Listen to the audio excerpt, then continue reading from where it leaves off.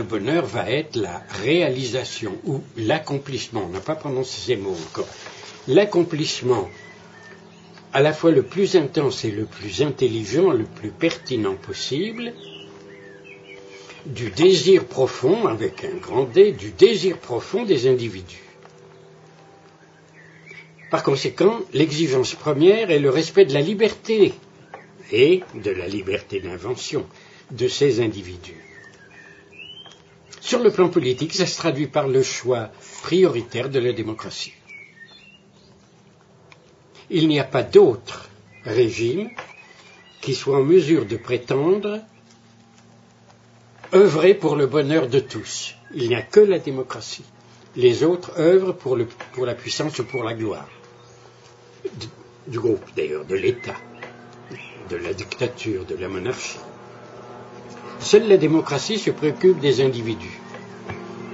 Mais naturellement, nous avons vu tout à l'heure que les individus livrés à eux-mêmes créent la violence et le conflit. Il faut donc une intervention de la raison. Mais cette intervention doit être l'intervention des individus eux-mêmes.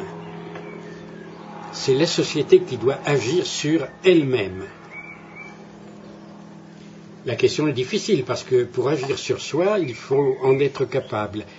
Et on retrouve la question de l'éducation. Si bien que, pour répondre à votre question de l'intervention, je dirais volontiers ceci, l'intervention majeure de l'État dans une société démocratique devrait consister dans la mise en place d'un système éducatif digne de ce nom. Ça, c'est l'intervention majeure. La question du régime de la propriété, qui va commander les conceptions de l'économie. La question du régime de la propriété doit être une question à reporter plus loin. Une question qui ne sera résolue avec compétence qu'une fois la démocratie bien instaurée et une fois une démocratie éclairée et heureuse, ou cherchant le bonheur du plus grand nombre, sera instaurée. À ce moment, pourront se décider démocratiquement